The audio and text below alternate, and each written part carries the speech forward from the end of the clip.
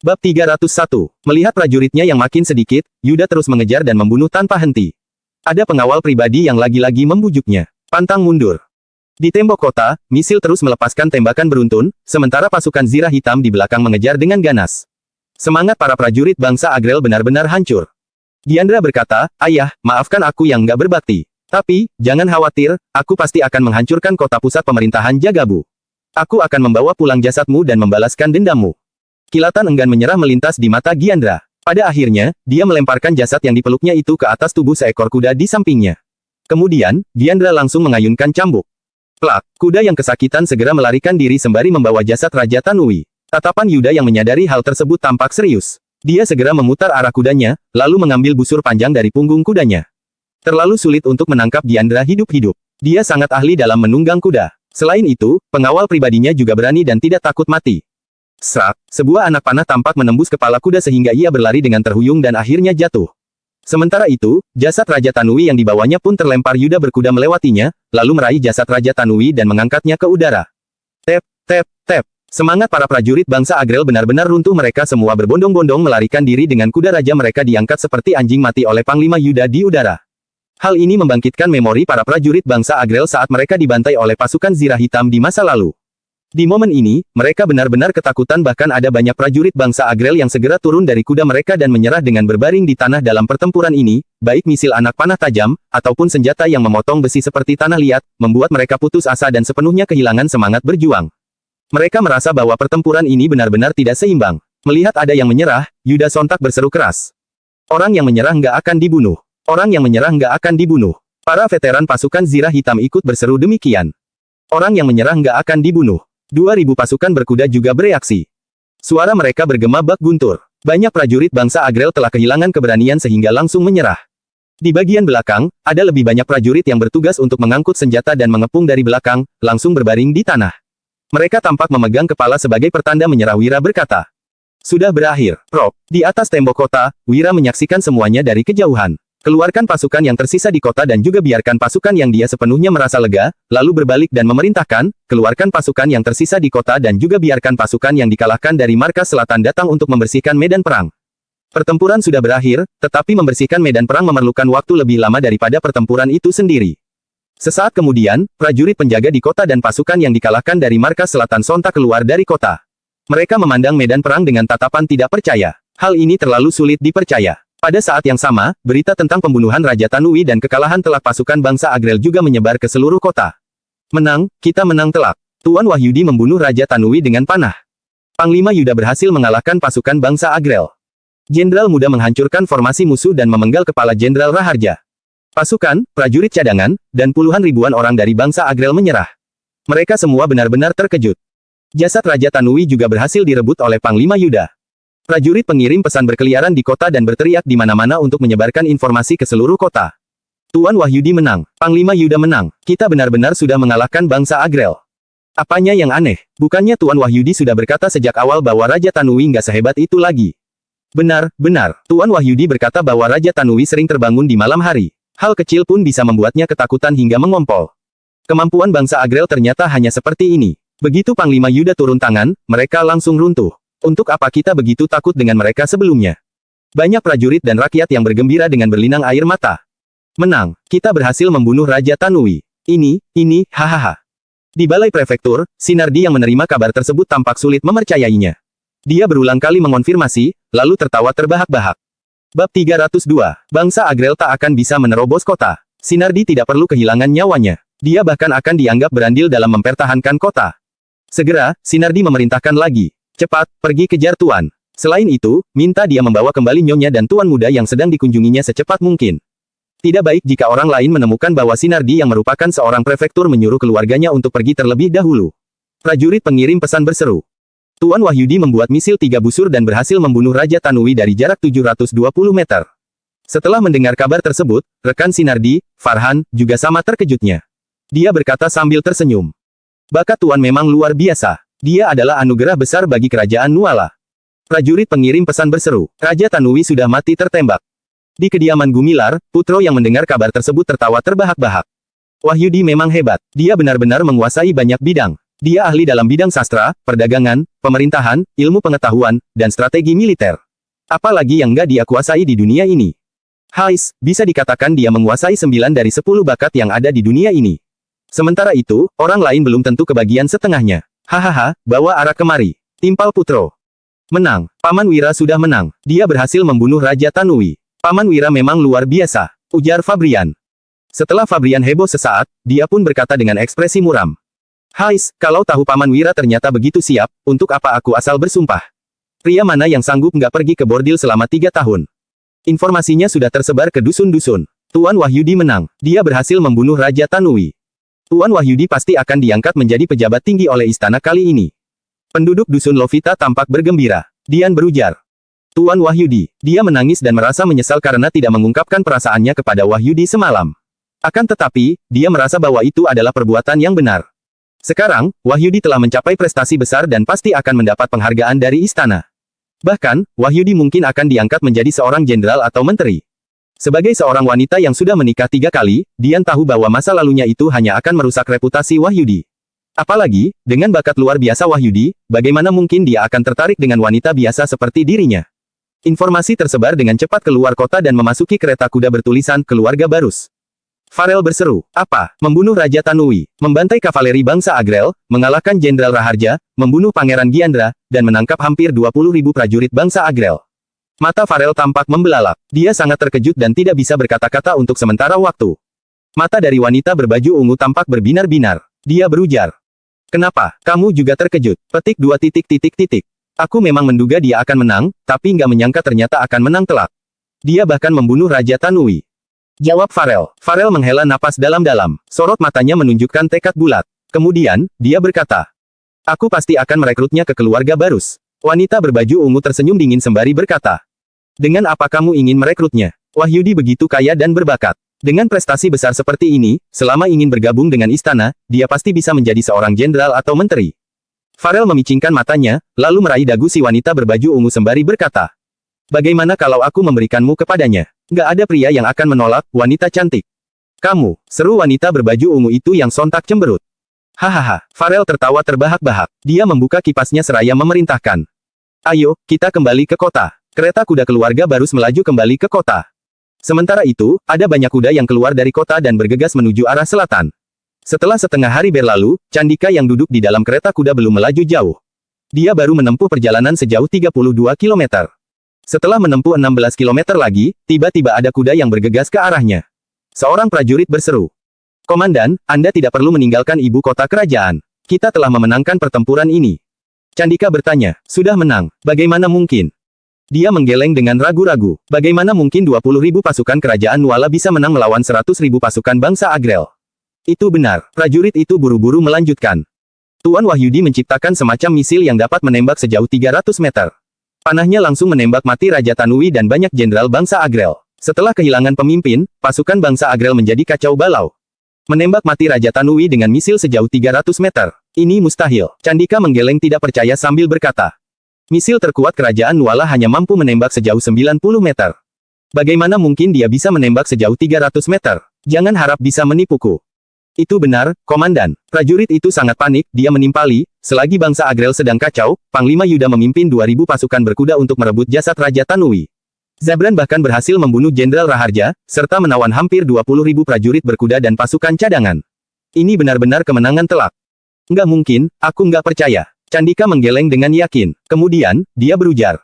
Pasti kota pusat pemerintahan Jagabu yang sudah dibantai. Kamu diutus orang bangsa Agrel untuk menipuku kembali dan menjadikanku tawanan.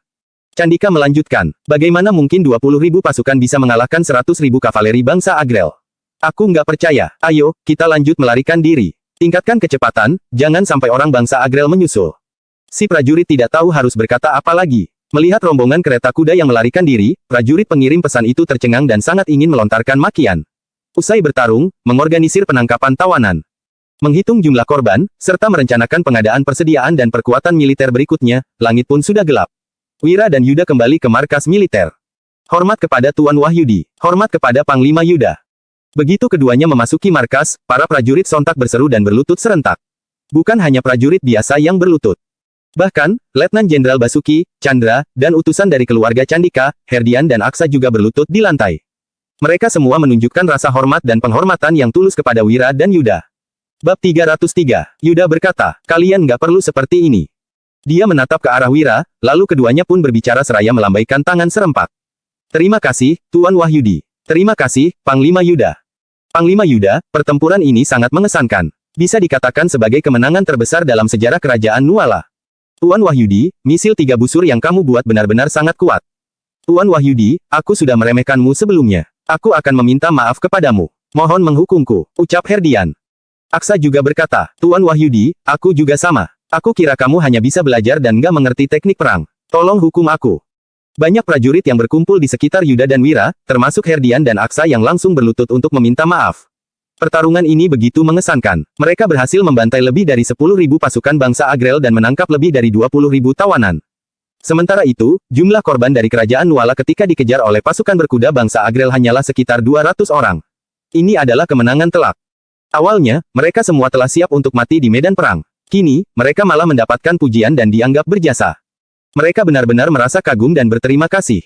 Wira memapa kedua letnan jenderal itu untuk berdiri, lalu berkata, yang sudah berlalu, biarkanlah berlalu. Selama kita semua bekerja sama dan sehati, mengalahkan pasukan bangsa Agrel nggak ada apa-apanya.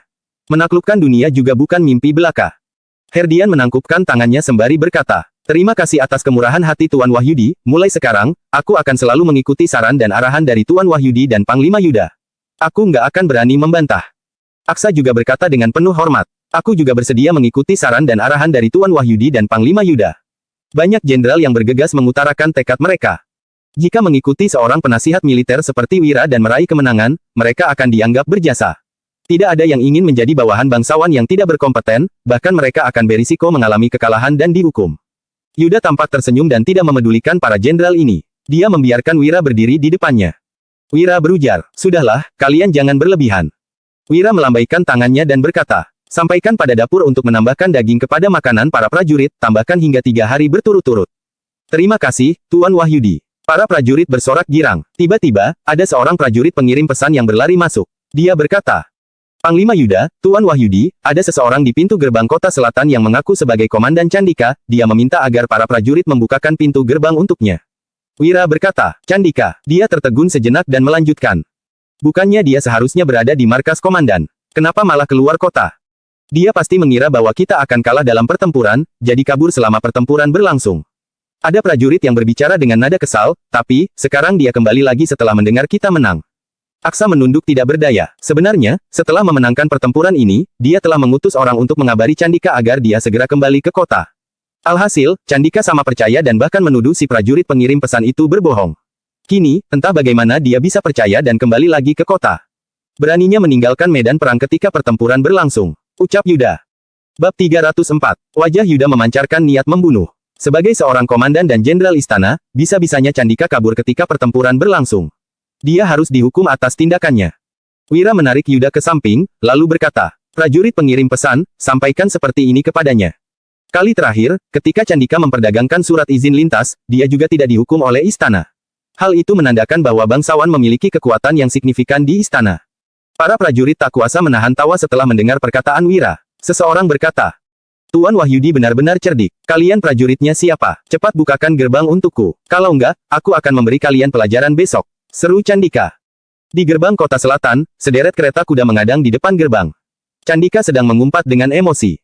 Awalnya, Candika tidak mempercayai kabar kemenangan itu. Namun, seiring dengan makin banyaknya orang yang menyebarkan berita itu dia pun makin percaya.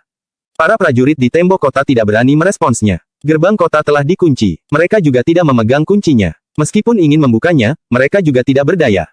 Tiba-tiba, seseorang bertanya dari atas tembok kota. Apakah Anda benar-benar Komandan Candika? Tuan Wahyudi meminta Anda untuk berpikir dengan baik sebelum menjawab. Komandan Candika berasal dari keluarga terpandang. Bagaimana mungkin dia akan melarikan diri dari medan perang pada hari yang begitu penting? Ini adalah pelanggaran serius terhadap hukum militer. Kalau Anda benar-benar adalah Komandan Candika, baik Tuan Wahyudi maupun Panglima Yuda, mereka akan menyambut Anda secara pribadi untuk memasuki kota. Timpal prajurit itu. Candika berujar, aku. Jika Candika mengakuinya, dia seperti akan jatuh ke dalam perangkap. Dia memandangi salju di langit dan berkata dengan emosi. Wira, Yuda, kalian berdua benar-benar kejam. Apa kalian ingin aku mati kedinginan di sini? Malam ini, Candika bersembunyi di bawah tembok kota dalam mantel tebalnya sembari menggigil.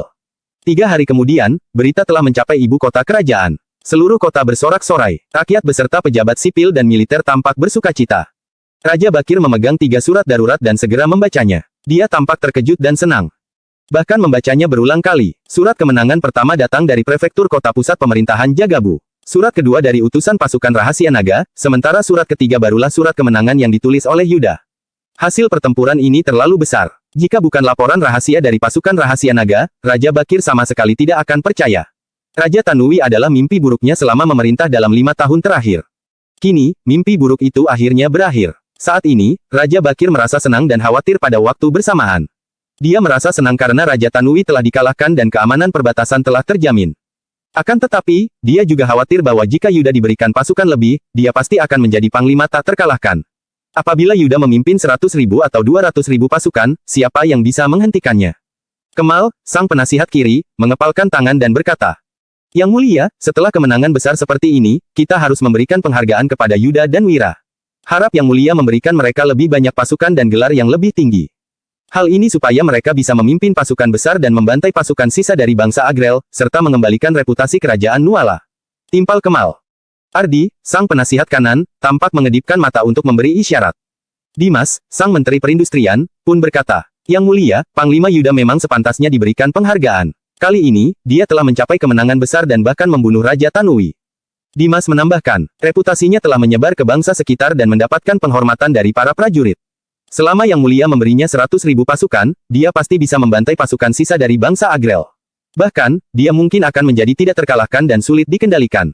Perkataan ini kebetulan mengungkapkan kekhawatiran Raja Bakir. Dia berekspresi serius seraya bertanya, "Penasihat kanan, apa pendapatmu tentang pertempuran ini?" Ardi mengepalkan tinjunya, lalu menjawab, "Yang Mulia, menurut hamba masih terlalu dini untuk memberikan Panglima Yuda penghargaan. Meskipun bangsa Agrel sudah kalah telak, nyatanya masih ada 70.000 di antara 100.000 pasukan mereka yang belum gugur. Kekuatan utama mereka belum runtuh. Jadi, hamba menyarankan untuk mengganti Panglima Yuda dengan jenderal yang lebih berhati-hati." Lanjut Ardi. Mata Kemal sudah memerah. Dia berkata, "Penasihat kanan, Panglima Yuda sudah menang telak dan semangatnya membara. Kenapa kamu ingin menggantinya? Kamu itu penasihat kanan di kerajaan Nuala atau bangsa Agrel?" Raja Bakir tampak tidak berekspresi. Ardi menghela napas pelan dan berkata, "Kemenangan Panglima Yuda kali ini hanya berkat misil 3 busur. Sekarang, senjata ini sudah terungkap. Bangsa Agrel nggak akan terjebak lagi. Kalau Panglima Yuda mengambil risiko untuk bertempur lagi, kemenangan telak bisa berubah menjadi kekalahan telak." Kemal yang sangat kesal pun tersenyum dan berkata, "Jadi, apa saran dari penasihat kanan?" Bab 305. Ardi berkata dengan percaya diri, "Kita harus berdamai." Haha, Kemal tersenyum sinis seraya berkata, "Setelah kemenangan besar pasukan kita, kamu ingin mencari perdamaian dengan bangsa Agrel. Apakah kamu sudah tua dan lemah, jadinya menjadi pengecut?" Ardi masih berekspresi datar. Dia berkata, "Penasihat kiri, kamu mungkin berpikir bahwa kita telah memenangkan perang, tapi sebenarnya kita berada di ambang kekalahan. Pasukan utama bangsa Agrel masih utuh. Kota pusat pemerintahan Jagabu telah tertutup oleh salju tebal dan sungai Yilo akan membeku. Kalau bangsa Agrel mengabaikan kota pusat pemerintahan Jagabu, mereka bisa menuju selatan dengan cepat, lalu merebut kota-kota satu persatu hingga mencapai provinsi Jawali." Lanjut Ardi. Raja Bakir tampak mengangguk. Hal ini juga dikhawatirkan olehnya. Apabila bangsa Agrel pergi ke selatan, mereka akan mampu menginvasi seluruh provinsi. Kemal tersenyum dingin sembari berkata, "Kalau begitu, berikan saja pasukan tambahan pada Yuda dan biarkan mereka menghancurkan pasukan utama bangsa Agrel." Menteri Perindustrian, Dimas, berkata, "Penasihat kiri, Yuda bisa memenangkan pertempuran karena mengandalkan misil 3 busur. Kekuatan pasukan kita nggak sebanding dengan pasukan bangsa Agrel. Untuk mengalahkan 70.000 pasukan bangsa Agrel yang tersisa, kita setidaknya membutuhkan 200.000 pasukan." Dimas menimpali. Selain itu, kalau kita menambah pasukan, bangsa Agrel juga akan melakukannya. Mereka memiliki jumlah pasukan yang sama dengan kita. Menteri Keadilan, Harry, berkata, "Aku juga setuju. Saat ini, kita sebaiknya mengusulkan perdamaian ketika situasi masih menguntungkan. Kita bisa mengembalikan jasad Raja Tanui kepada bangsa Agrel dan memberikan uang kepada mereka agar mundur dari perbatasan Loko. Ini adalah langkah terbaik." Menteri Perekonomian, Binarwan, berkata, "Kalau kita melanjutkan perang ini dalam jangka waktu yang lama, akan ada banyak kerugian dalam pasukan kita. Perlengkapan perang akan habis dan biaya yang dikeluarkan akan makin tinggi. Lebih baik mencoba untuk bernegosiasi dengan bangsa Agrel sekarang, terutama saat mereka kehilangan pemimpin terbaik mereka. Kita berada dalam posisi yang diuntungkan. Selama cukup menghargai mereka, perdamaian pasti bisa dicapai," ucap Binarwan. "Yang Mulia, jangan berdamai." Menteri Perang, Suhendra, menggertakkan giginya dan berkata, Kalau kita mencoba bernegosiasi setelah kemenangan besar dan memberikan uang kepada bangsa Agrel, apa yang akan dipikirkan oleh pasukan dan jenderal kita yang sudah berkorban begitu banyak untuk kerajaan Nuala? Di masa depan, siapa yang akan bersedia bertarung mati-matian lagi? Menteri Ritus, Tirta, berkata, Yang Mulia, hamba setuju dengan Menteri Perang. Jangan mencoba bernegosiasi sekarang. Berikan pasukan tambahan pada Yuda dan biarkan dia mengusir bangsa Agrel dan merebut kembali perbatasan Loko untuk mengharumkan kerajaan Nuala. Kedua belah pihak mulai berdebat satu sama lain. Raja Bakir mengernyit seraya berkata, Menteri Gatot, bagaimana menurutmu? Menteri Personalia, Gatot, tersenyum getir dan menjawab. Yang Mulia, perkataan penasihat kiri dan kanan sama-sama masuk akal. Hamba tidak punya pengetahuan militer yang cukup untuk memberikan pandangan yang tepat dalam hal ini. Ardi berkata, Yang Mulia, hamba mohon untuk mencoba bernegosiasi sekarang setelah kemenangan besar. Kalau tidak, apabila bangsa Agrel melintasi Sungai Beku ke selatan, Yuda pasti akan mengirim pasukan untuk menghentikan mereka. Misil 3 busur hanyalah efektif dalam pertahanan, bukan dalam serangan. Kalau Yuda dikalahkan, kita akan kehilangan kesempatan untuk bernegosiasi selamanya. Plop, Kemal berlutut dan membungkuk seraya berujar. Yang Mulia, ini adalah kemenangan besar pertama bagi dinasti baru ini. Kalau Yang Mulia mencoba bernegosiasi sekarang, bagaimana penilaian bangsawan, pejabat, dan rakyat terhadap Yang Mulia? Percayalah pada Yuda, berikan pasukan tambahan dan kekuasaan kepadanya. Asalkan Yang Mulia memberinya 50.000 pasukan tambahan, hamba berani menjamin, dengan bakatnya dan bantuan Wira, dia pasti bisa menghancurkan kavaleri bangsa Agrel. Yang Mulia, ini adalah peluang untuk memperkuat prestise kerajaan Nuala. Jangan pernah bernegosiasi. Itu bisa memadamkan semangat pasukan kita dan meningkatkan kepercayaan diri musuh. Timpal Kemal. Mata Raja Bakir melirik ke arah penasihat kiri dan kanan. Setelah pertimbangan yang panjang, dia pun berkata, Prajurit pengirim pesan, sampaikan perintah. Salju turun lebat selama 3 hari berturut-turut. Seluruh dunia tertutupi oleh lapisan putih yang bersinar seperti perak. Di markas bangsa Agrel, semua prajurit mengenakan pakaian berkabung, api tampak berkobar di sekitar mereka. Pangeran Giandra berlutut di depan aula penghormatan. Dia menghadap sebuah peti mati kosong sambil membakar kertas sembahyang dalam sebuah wadah bakar. Tiba-tiba, seorang pria parubaya berjubah panjang memasuki aula penghormatan. Dia berlutut di tanah dan meratap. Yang Mulia, Tuhan memang tidak adil. Bisa-bisanya Yang Mulia jatuh dalam perangkap kerajaan Nuala. Hamba datang terlambat sehingga tidak bisa mengantarkan Yang Mulia dalam perjalanan yang terakhir. Giandra memberi hormat. Mohon Tuan membalaskan dendam ayahku. Orang ini adalah ajudan ayah Giandra. Awalnya, dia adalah seorang cendekiawan dari kerajaan Nuala. Tetapi gagal menjadi sarjana setelah mencoba beberapa kali sebelumnya. Ayah Giandra menemukannya setelah berhasil menaklukkan provinsi Gumarang. Raja Tanui mendapati dia sangat cerdas sehingga menjadikannya sebagai ajudan. Dia memiliki pengetahuan yang luas tentang berbagai hal, seperti strategi militer dan pemerintahan. Mengenai urusan militer, ayah Giandra bahkan kalah darinya. Dalam perjalanan kali ini, Raja Tanui memintanya untuk berjaga di belakang. Saat ini, dia baru dijemput kemari. Bagas Kuncoro menyeka air matanya sembari berkata, Pangeran, Yang Mulia sangat berjasa dalam hidup saya. Saya juga ingin membalaskan dendam Yang Mulia. Tapi, kita tidak boleh bertindak gegabah. Tolong beritahu saya trik dari bajingan itu. Mengetahui musuh adalah langkah pertama dalam perang. Giandra menekan kegelisahannya. Dia menceritakan kembali tentang Wira dan Yuda, termasuk wasiat terakhir Raja Tanui. Bagas terus memeriksa informasi yang diberikan berulang kali, lalu berkata, Pangeran, orang ini memang berbakat. Tapi, apa yang dikatakan Yang Mulia bahwa dia mampu menaklukkan dunia terlalu berlebihan. Kemampuan terbesarnya adalah membuat senjata dan misil. Kalau berbicara tentang teknik perang, kami mungkin setara. Yang Mulia bisa terbunuh hanya karena misil buatannya, bukan karena strategi militer Pangeran dan Yang Mulia. Jelas Bagas. Bab 306. Ya, jawab Giandra. Kemudian, dia mengubah topik pembicaraan dengan berkata, jadi, bagaimana kita bisa mengalahkan busur raksasa mereka? Bagas menjawab, langkah selanjutnya adalah membangun perisai besar. Kita kerahkan tentara bayaran dan bekas penduduk Nuala ke medan perang, gunakan mereka untuk mengulur waktu. Penggunaan busur ada batasnya. Jika digunakan terlalu sering, busur bisa rusak. Bahan pembuatan busur juga terbatas. Selama pertempuran terus berlanjut, busur silang yang dibuat dengan tergesa-gesa pasti akan segera rusak. Giandra berpikir sejenak sambil mengerutkan alis, lalu berkata, itu strategi yang bagus. Bagas menyipitkan matanya sambil berkata, setelah itu, kita gunakan prajurit pembelot yang dikirim kembali oleh Yang Mulia untuk menyerang kota bersama-sama. Giandra menggelengkan kepalanya, lalu menyahut. Para prajurit pembelot itu berada di bawah pengawasan ketat, senjata dan zirah mereka semua dirampas. Mereka nggak akan punya kesempatan untuk membuat masalah. Bagas menjawab, tidak apa-apa, saya punya rencana, kita bisa lakukan dengan cara ini. Usai mendengar rencana Bagas, Giandra berkata, rencana ini kurang bermutu. Apa bakal ada orang kerajaan Nuala yang percaya? Bagas tersenyum tipis, lalu menjawab, tidak masalah apakah mereka percaya atau tidak. Yang penting Raja Bakir bodoh itu takut dan mengkhawatirkan hal ini. Setelah bangsa Agrel dikalahkan, hati orang-orang di kota pusat pemerintahan Jagabu akhirnya benar-benar tenang. Beberapa keluarga besar yang tidak pergi terlalu jauh ingin segera kembali, tetapi mereka menghadapi situasi yang merepotkan. Sebelum pergi, banyak keluarga besar yang menjual properti dan bahkan rumah leluhur mereka di kota dengan harga murah. Meskipun mereka kembali sekarang, mereka tidak punya tempat tinggal. Nasib rakyat biasa di kota juga tidak begitu baik. Meskipun pasukan telah memenangkan perang, harga pangan melonjak, banyak bisnis terpaksa berhenti beroperasi, dan banyak orang kehilangan mata pencaharian. Untungnya, keluarga Gumilar memberikan bantuan. Mereka membuka beberapa pos yang menyediakan bubur di kota sehingga banyak orang tidak mati kelaparan. Adapun prajurit, moral mereka telah meningkat, tetapi mereka jadi lebih sibuk dari sebelumnya, memenjarakan tawanan perang, mengurus kuda perang, mengabsen prajurit, menjaga pertahanan kota, dan membayar kompensasi atas prajurit yang gugur. Yuda, Letnan Jenderal, Jenderal Pendamping, dan para ajudan sibuk mengurus hal-hal ini. Wira juga tidak diam saja. Dia menghabiskan sebagian besar waktunya di lembaga senjata, memikirkan cara untuk memenangkan pertempuran berikutnya. Pasukan mereka tampaknya memang memenangkan pertempuran kali ini. Namun, nyatanya kavaleri bangsa Agrel belum terlalu terpojok. Ancaman yang sesungguhnya masih ada. Di tim baju zirah, seorang jenderal batalion memegang pedang lengkung hitam sambil berkata, "Tuan Wahyudi, boleh nggak kalau dibuat jadi seperti ini?" "Lumayan," jawab Wira. Dia mengambil dan mendapati pedang itu dibuat sesuai dengan ukuran dan gaya desainnya. Kemudian, Wira berkata, "Berapa banyak yang bisa dibuat dalam sehari?" Jenderal batalion itu berkata, "Kalau semua anggota tim tukang besi bekerja, mereka bisa membuat 1000 pedang sehari.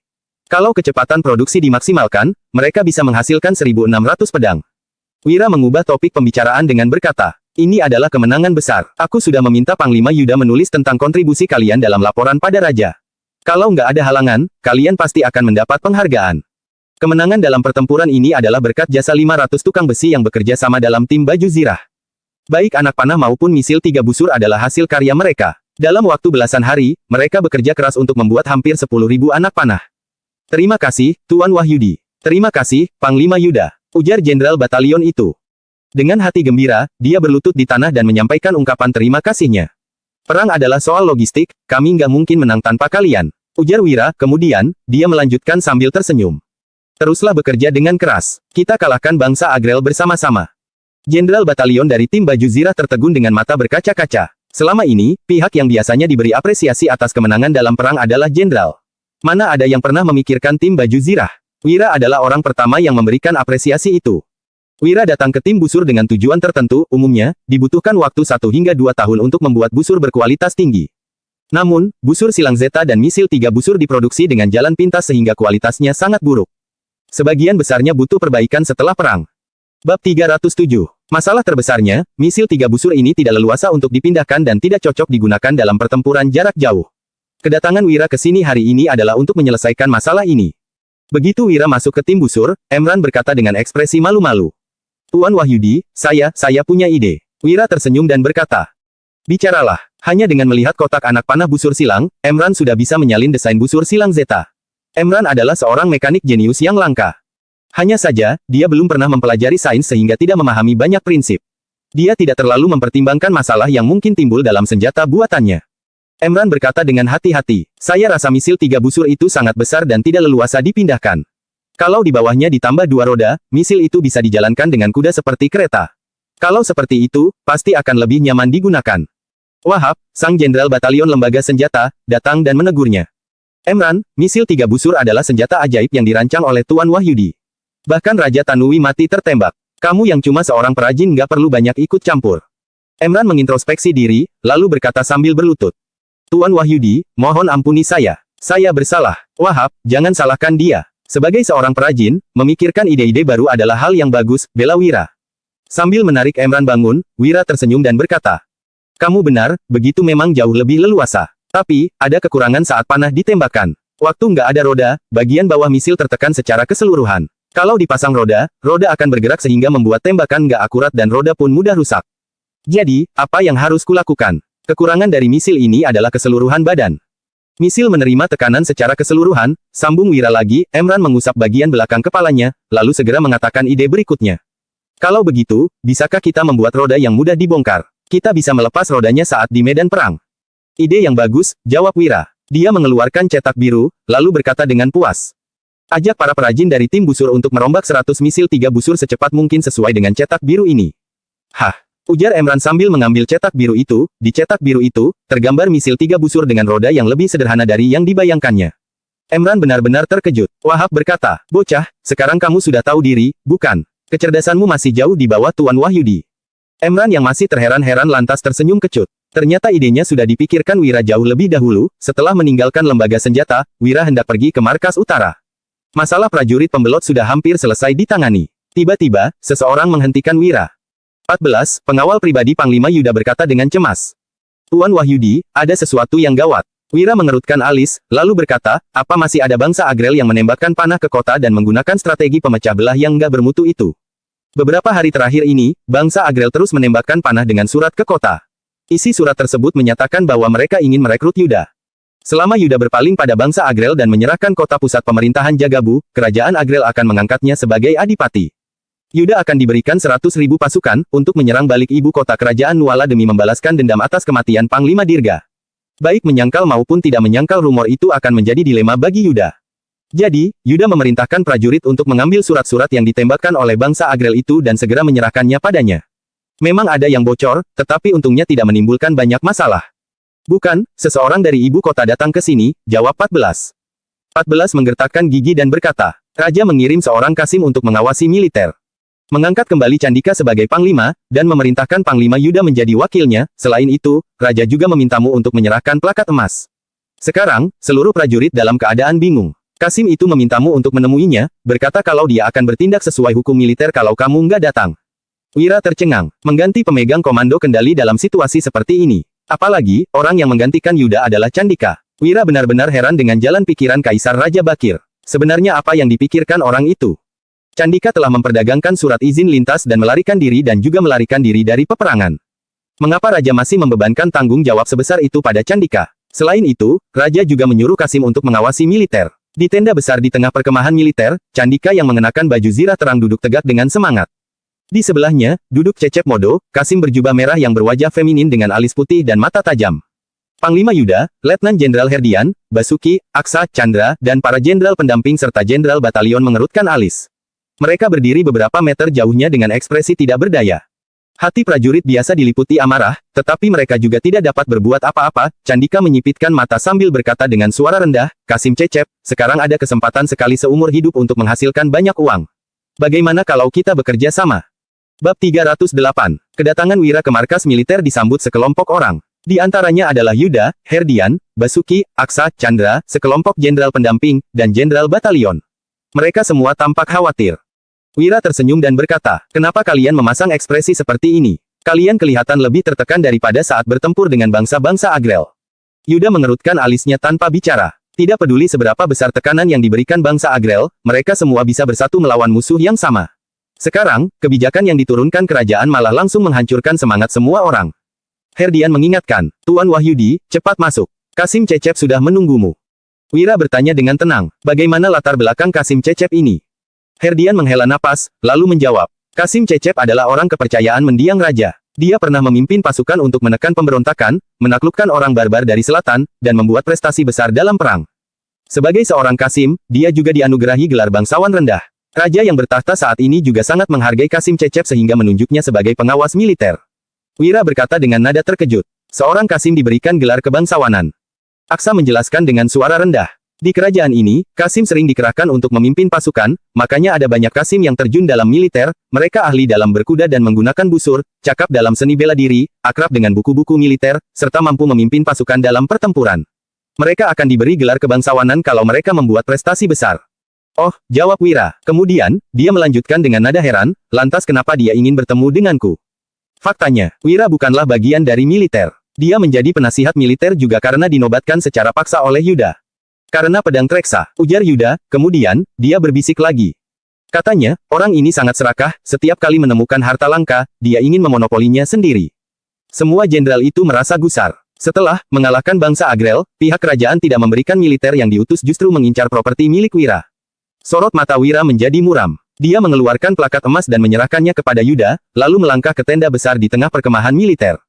"Wira, dasar bajingan, kamu mengunciku di luar kota 3 hari yang lalu," ujar Candika. Dia yang mengenakan baju zirah terang mendongak dan berkata dengan arogan, "Kamu pasti nggak menyangka kalau aku akan membalikkan keadaan secepat ini, bukan?" Membalikkan keadaan belum tentu adalah hal yang baik, balas Wira. Dengan wajah tanpa ekspresi, dia melanjutkan. Bajingan yang katanya membalikkan keadaan mungkin saja malah akan lebih celaka. Candika menggebrak meja, lalu berdiri dan berkata.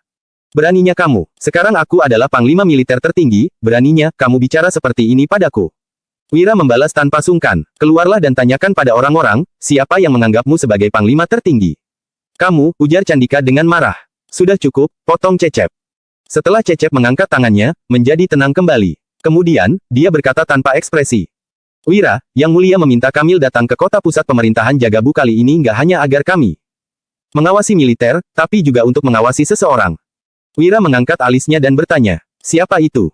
Kamu, jawab Cecep dengan singkat. Cecep menyipitkan matanya yang seolah-olah bisa menembakkan laser, lalu melanjutkan. Meski kamu belum pernah pergi ke ibu kota, nyatanya Yang Mulia telah mendengar tentang namamu berkali-kali. Entah itu strategi merobohkan tembok pasar atau mengalokasikan tanah kepada rakyat, Yang Mulia tahu bahwa semua itu berkaitan denganmu. Begitu juga dengan Raja Tanui yang mati tertembak. Jadi, Yang Mulia mengutus kami untuk datang dan mengawasimu. Wira menangkupkan tinjunya tanda hormat seraya berkata. Terima kasih atas perhatian Yang Mulia Raja. Kalau boleh tahu, apa tujuan Kasim Cecep mengawasiku? Cecep menjawab sambil mengangkat alis putihnya. Untuk melihat apakah kamu setia kepada Yang Mulia. Wira pun mengangkat alisnya dan berkata. Pak Kasim, kalau ada yang ingin kamu katakan, sebaiknya langsung saja. Aku adalah orang dengan jalan pikiran sederhana, aku mungkin gak akan bisa memahami makna tersembunyi dari kata-katamu. Alih-alih memiliki kesan yang baik terhadap Raja Bakir, Wira justru merasa jengkel. Dia membantu kerajaan Nuala berperang hanya karena dia takut bangsa Agrel akan menyerang Kabupaten Uswal dan menghancurkan rumahnya. Cecep mengangkat alis putihnya dan berkata, kami mendengar kalau kamu mahir menempa senjata ajaib berupa pedang dengan ketajaman yang luar biasa. Kalau kamu setia kepada Yang Mulia, kamu bisa mempersembahkan teknik ini ke kerajaan, selama prajurit kerajaan Nuala memiliki senjata ajaib ini, kita nggak perlu khawatir tentang bangsa Agrel. Mata Candika yang berdiri di samping dipenuhi keserakahan. Dia menghabiskan 1,5 miliar karena mengira bahwa hanya ada 3 senjata ajaib itu di dunia. Tak disangka saat di medan perang, ratusan veteran pasukan Zirah Hitam malah masing-masing memiliki pedang itu. Setelah Candika kembali dan mendengar kabar itu, dia sontak naik pitam. Saat Candika bertemu Cecep, dia langsung membuat rencana untuk mendapatkan teknik rahasia pembuatan pedang itu. Dengan begitu, dia bisa memproduksi senjata ajaib itu sendiri dan mendapatkan banyak uang. Tentu saja, Candika tidak akan bisa mendapatkannya dengan mudah. Jadi, dia pun menggunakan nama kerajaan sebagai alasan. Wira merentangkan kedua tangannya sambil berkata. Tekniknya cukup sederhana. Kamu tinggal menemukan batu meteor, mencampurnya dengan 9 macam logam, lalu meleburnya dalam batu bara kokas selama 3 tahun. Kemudian, padukan darah para prajurit di medan perang dan karya besar para cendekiawan, lalu tempa dengan api. Petir. Dengan cara ini, kamu bisa mendapatkan senjata ajaib itu. Bab 309. Benarkah? Tanya Cecep dengan ragu. Ini persis dengan kata-kata puitis Wira di kompetisi puisi naga yang Candika rasa mengelabuinya. Candika lantas berteriak dengan marah. Bohong, senjata yang digunakan para veteran pasukan Zirah Hitam untuk melawan kavaleri bangsa Agrel adalah pedang itu. Kalau ratusan pedang itu dilebur dengan batu meteor, berapa ratus tahun waktu yang dibutuhkan? Kalau begitu, tanyakan sendiri pada veteran pasukan Zirah Hitam itu. Pokoknya, aku nggak tahu, jawab Wira. Setelah itu, Wira berbalik dan mengepalkan tinjunya tanda hormat seraya berkata. Kasim Cecep, aku bukan seorang prajurit. Aku hanya bergabung sementara dengan markas militer untuk membantu karena undangan Panglima Yuda. Sekarang, plakat emas telah kukembalikan, aku nggak punya hubungan apapun lagi dengan urusan markas militer, tolong biarkan aku pergi. Tuan Wahyudi, di luar tenda besar, Yuda dan banyak prajurit bergegas menghalangi Wira dengan marah. Tanpa Wira, mereka akan tetap berada dalam cengkeraman bangsa Agrel dan terus ketakutan. Sekarang, setelah pasukan mereka meraih kemenangan besar, kerajaan tidak hanya menolak memberi penghargaan kepada Wira, tetapi malah mendorongnya pergi. Sorot mata Cecep berubah muram dan ekspresinya menjadi masam. Berhenti, seru Candika demi menghentikan Wira. Tanpa menoleh lagi, Wira terus berjalan keluar tenda. Candika berteriak, kalau kamu nggak berhenti, aku akan segera seseorang untuk memukulmu. Menjawab tanpa menoleh. Kalau begitu, coba dan lihatlah apakah orang-orang di markas militer ini mematuhi perintahmu, lihat saja apa akan ada orang yang memukulku. Seseorang, tahan orang ini dan pukuli dia. Perintah Candika dengan arogan sembari menunjuk kedua prajurit di dekat sana. Yuda melirik kedua prajurit itu. Kedua prajurit itu segera menundukkan kepala, pura-pura tidak mendengar perintah. Pemberontak, berani-beraninya kalian mengabaikan perintahku. Umpat Candika dengan marah. Kemudian, dia menunjuk seorang kenalannya dan berkata, Herdian, panggil seseorang ke sini, tangkap Wira dan pukul dia. Hukum juga kedua prajurit ini bersama-sama. Baik, aku akan memanggil seseorang. Sahut Herdian mengiyakan. Dia berbalik pergi seolah-olah ingin memanggil seseorang, tetapi dia tidak datang kembali. Melihat Wira hendak meninggalkan markas militer, Candika menggertakkan gigi dan menunjuk seseorang lagi sambil berkata, "Aksa, kemarilah." "Baik, tapi tunggu sebentar. Saat ini, saya sakit perut dan sudah tidak tahan lagi," jawab Aksa. Aksa mencengkeram perutnya, lalu melarikan diri dengan alasan ingin buang air. Konyol. Candika menyuruhnya memukul Wira yang telah memimpin pasukan mereka meraih kemenangan besar. Jika Aksa melakukan itu, bagaimana dia bisa bertanggung jawab pada para jenderal dan prajurit lainnya? Bagaimana pendapat para rakyat nantinya? Kelak, dia hanya akan menjadi objek makian semua orang. "Bajingan, bajingan," umpat Candika dengan marah sambil mondar-mandir. Kedua orang tadi dipromosikan oleh keluarga Susilo, namun, hanya dalam waktu beberapa hari, mereka sudah berpindah kubu. Wira mencibir di dalam hati. Krisis bangsa Agrel belum terselesaikan. Para prajurit itu tentu tahu betul siapa yang bisa memimpin mereka memenangkan perang dengan gemilang dan pulang hidup-hidup. Namun, semua ini tidak ada hubungannya lagi dengan Wira. Kerajaan telah mengirim orang seperti Cecep untuk datang, lalu membiarkan Candika si bangsawan untuk mengambil alih posisi panglima tertinggi. Hal ini membuat Wira sepenuhnya kehilangan kepercayaan. Kepercayaan pada kerajaan Nuala. Dia pun jadi malas untuk mempertaruhkan nyawa melawan musuh. Lebih baik Wira pulang dan mengemasi barang-barangnya pada hari yang baik, dia bisa kembali ke Kabupaten Uswal. Setelah Wira pergi, banyak prajurit yang merasa gusar markas militer juga dipenuhi kesuraman. Saat Candika masih marah-marah, Cecep berkata dengan wajah muram, "Sudah, jangan buat malu lagi. Nggak ada seorang pun di batalion yang mendengarkanmu meski kamu adalah panglima tertinggi. Sebenarnya bagaimana biasanya kamu memimpin pasukan?" Candika berbalik, lalu menggertakkan gigi dan berkata, "Aku akan mengirim sekelompok prajurit yang patuh." Setelah meninggalkan tenda besar di tengah perkemahan militer, Candika mengambil segel dan pergi ke markas utara untuk meminta dikirimkan prajurit pembelot. Terlepas dari larangan orang-orang Yuda, dia melepaskan prajurit yang telah dikalahkan itu dari perbatasan Loko dan menyuruh mereka kembali bertugas. Malam itu, di perkemahan bangsa Agrel, "Pak Bagas, Tuhan telah menolongku," ujar Giandra. Setelah menerima pesan rahasia dari pasukan Elang Hitam, Giandra berkata dengan gembira, "Strategimu sungguh hebat. Hanya dalam waktu beberapa hari, kerajaan Nuala menunjuk Candika untuk menggantikan Yuda sebagai panglima." Hal ini membuat moral prajurit anjlok. Candika ini seorang pesolek, dia nggak hanya melepaskan prajurit pembelot, tapi juga membuat para prajurit mengeluh karena dia menarik kembali gaji mereka. Bagas menggelengkan kepalanya dan berkata, "Kalau strategi ini berhasil, akan dibutuhkan waktu setidaknya 10 hari. Raja Bakir tidak pernah mempercayai Yuda, tapi ini justru kesempatan bagi kita. Sampaikan kepada pasukan Elang Hitam untuk memberi perintah agar pasukan pembelot menaklukkan kota pusat pemerintahan Jagabu bersama-sama." Bab 310. Setelah Wira meninggalkan markas militer, Candika, sebagai panglima tertinggi, bermaksud melemahkan kekuasaan Yuda. Dia memerintahkan agar tidak seorang pun tanpa status militer yang diizinkan memasuki markas militer. Hampir 100 veteran pasukan Zirah Hitam juga dipaksa pergi. Cecep memperhatikan tanpa mengucapkan sepatah kata pun. Dia membiarkan Candika berbuat seenaknya. Para veteran pasukan Zirah Hitam dilanda amarah. Saat ratusan ribu kavaleri bangsa Agrel mengepung kota, mereka bergegas membantu tanpa memikirkan risiko bahaya. Kemudian, setelah berjuang mati-matian untuk memenangkan pertempuran, mereka diusir dari markas militer dan bahkan tidak bisa bertemu Yuda. Di halaman keluarga Wilianto, sekelompok veteran pasukan Zirah Hitam sedang minum alkohol dengan suasana hati buruk. Di antara mereka, ada Dodi yang memenggal kepala Raharja, si jenderal pengkhianat. Dalam pertempuran itu, dia membunuh 88 orang musuh. Dalam soal jumlah, dia hanya di bawah ayahnya dan Panglima Yuda. Para letnan jenderal dan jenderal pendamping tersenyum ketika mereka melihat Dodi, sementara jenderal batalion dan prajurit biasa memperlakukannya dengan hormat. Awalnya, Dodi mengira bahwa dia bisa diangkat menjadi seorang jenderal setelah perang berakhir. Namun, pada akhirnya dia bahkan dilarang masuk ke markas militer. Sudah 5 tahun berlalu dan kerajaan Nuala masih seperti ini. Makin banyak kita menang, makin buruk akhirnya. Tahu begini, aku nggak akan datang. Lebih baik aku biarkan bangsa Agrel menghancurkan kota pusat pemerintahan Jagabu.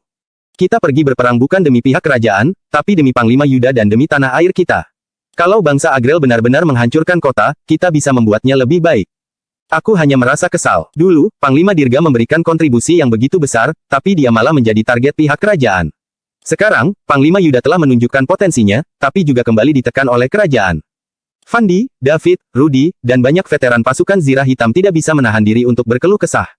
"Diamlah," seru Hasan. Dia berjalan masuk dengan wajah masam, lalu berkata, "Betapa sesaknya pun dada kalian, nasib Wira lebih buruk. Dia membuat misil 3 busur dan bahkan menembak mati Raja Tanui, tapi, kerajaan nggak memberikan penghargaan dan malah mengincar teknik pembuatan pedangnya." Sekelompok veteran pasukan Zirah Hitam itu menggertakkan gigi dan mengepalkan tangan mereka. Mereka tahu berapa besar kontribusi Wira dalam pertempuran ini, seluruh uang kompensasi senilai ratusan juta gabak yang diberikan bagi keluarga ratusan veteran pasukan Zirah Hitam berasal dari uang pribadi Wira. Selain itu, Wira juga menyediakan pedang Treksa dan membuat misil 3 busur untuk meningkatkan moral prajurit. Setelah memberikan sumbangsi begitu banyak, Wira tidak hanya tidak mendapatkan apa-apa, tetapi teknik rahasia pembuatan pedangnya juga diincar. Jika mengatakan bahwa Wira tidak marah, itu adalah dusta. Akan tetapi, hal ini juga memungkinkan dia untuk melihat dengan jelas watak orang-orang kerajaan. Jadi, dia tidak perlu lagi memiliki ekspektasi apapun untuk kedepannya. Wira juga akhirnya mengerti alasan mengapa Harsa yakin bahwa dia tidak dapat mempertahankan kota pusat pemerintahan Jagabu. Lantas kenapa jika mereka memenangkan pertempuran, mereka juga tetap tidak bisa mengalahkan pihak kerajaan yang asal-asalan memberikan perintah. Setelah berpamitan pada semua orang dan berkemas, Wira pulang keesokan harinya. Akhirnya, Wira bisa beristirahat di kamarnya. Sudah setengah bulan ini Wira tidak bisa tidur nyenyak. Bahkan dalam mimpi pun, dia memikirkan cara untuk menang. Sekarang, bebannya sudah terlepas. Wira merasa lebih rileks. Kerajaan saja tidak memedulikan kota pemerintahan Jagabu, jadi untuk apa dia khawatir? Wosh! Embusan angin harum bertiup masuk, Dian yang membuka pintu dan berkata dengan ekspresi menyesal, "Tuan, maaf, aku nggak seharusnya bertindak terlalu ekstrim. Aku membeli begitu banyak rumah dan toko sekaligus, aku membuat keputusan yang buruk dengan menghabiskan begitu banyak uang. Setelah kembali ke Kabupaten Uswal, aku akan membayarmu kembali." Lantaran kerajaan mengganti komandannya, perang ini tidak akan bisa dimenangkan. Di kota yang dilanda perang, rumah dan toko jadi tidak berharga sehingga dijual dengan harga murah. Bukan salahmu, nggak ada yang menyangka kalau kerajaan akan berbuat seperti ini. Kata Wira setelah itu, dia kembali berkata dengan raut tegas. Ingat, nggak peduli berapa banyak uang yang kamu habiskan, asalkan itu demi hal yang kupesankan padamu, kamu nggak perlu terbebani. Aku mampu menanggungnya. Terima kasih, Tuan, ujar Dian. Sambil berlinang air mata, sejak awal, Dian sudah mengetahui berapa aset yang dimiliki Wira. Kekayaannya saat ini telah menyusul keluarga Wibowo. Kali ini, lebih dari 3 miliar gabak yang dikeluarkan hampir menghabiskan seluruh aset Wira. Namun, Wira tidak menyalahkan Dian, Wira menyeka air mata di wajah cantik Dian sambil menghibur dengan lembut. Bodoh, kenapa kamu menangis? Kita tinggal jual beberapa pedang Treksa lagi, lalu kita akan mendapatkan semua uang itu kembali, kan? Tersenyumlah.